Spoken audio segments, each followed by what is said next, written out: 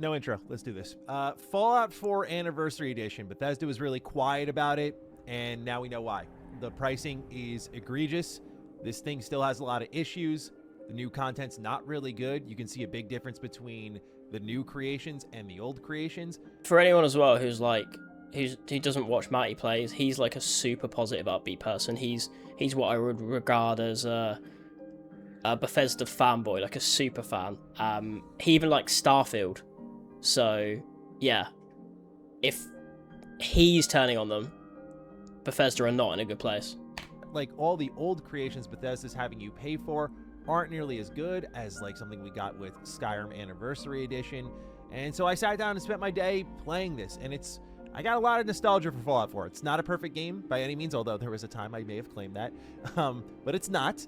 But it's definitely a game I have a lot of great memories with, and I do like firing it up. Anytime I get an excuse to fire it up, like last year with the Next Gen update, you know, obviously Bethesda screwing up the entire game aside. I thought Fallout 4 was like, I thought it was decent, but for me it's the moment where standards really started to slip for Bethesda. And I don't know, it just didn't have that like magic. Like I remember playing it in 2015 and or maybe it was early 2016, but my initial reaction was, this looks a little ropey. Like usually I never really had problems with Bethesda's graphics or physics up until that point. I always thought that they actually pushed the boundaries a lot of times as well. Like, you know, Oblivion was amazing graphics and physics for the time. Skyrim's had absolutely no issues apart from maybe with the face models. But yeah, that was the first time where I was like, looks a bit dated. It was just still like one of those things where the emotion takes over a little bit. It's nice to go back. This is like the first time in my life where I fired up Fallout 4 and just got pissed off, dude. Like, I just am so tired of watching what I view as my favorite franchise in anything, all of entertainment, just being treated like shit. It's saddening. So let's break it down, because obviously I don't think you should go out and do what I did today, but it was one of those moments where a lot of content creators have this type of moment where you just realize like the time you spend on these things. You're like, oh, like I could have been playing something else. There's a ton of games I have on the burner right now. I'm playing like Digimon Trails in the Sky. That's the thing as well. Like there was a bit of a drought for a couple years, like, you know, post-COVID with the gaming industry, and it didn't look like things were moving in a very good direction for a while. But now we're inundated with really good games. Like this year alone, I've got so many games that I really want to play that I just don't have time to play, but I'm slowly going to work my way through. Like, you know, Expedition 33, I've played a bit of that. It seems amazing. Kingdom Come Deliverance 2, amazing. I've recently been playing a lot of Ark Raiders, really fucking good game. Battlefield 6, really good game. We're just inundated with all these awesome games. And some of them aren't even like, you know, full price. Some of them are like, you know, Ark Raiders, I think is £35. Kingdom Come is, I think, 45, 50. So, yeah, why would you waste your time on when you've got these really awesome, like, indie and cheaper games available?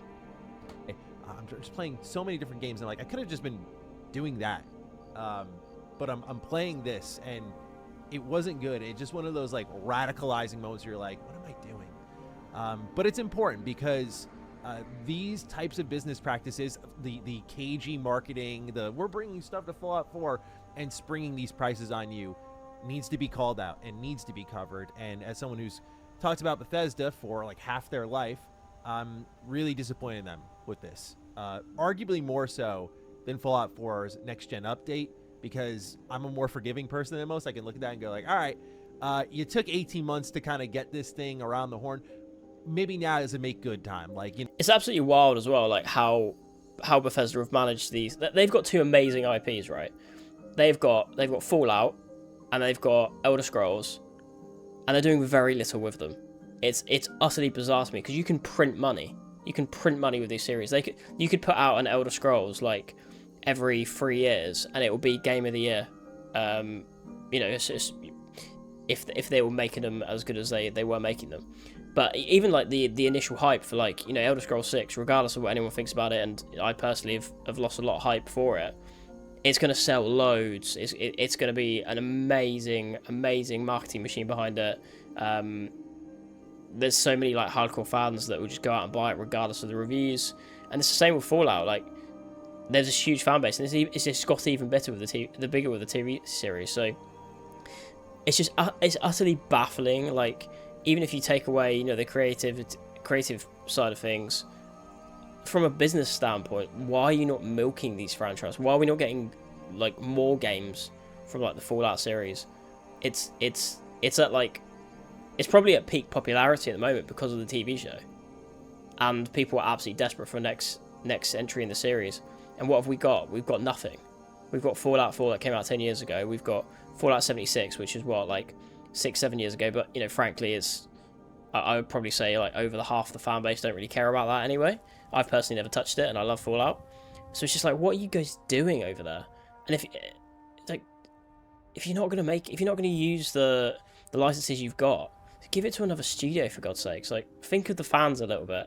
But obviously they won't. But it's just baffling to me. It's like, you've got like a golden goose, and you're not letting it lay golden eggs. It's just bizarre.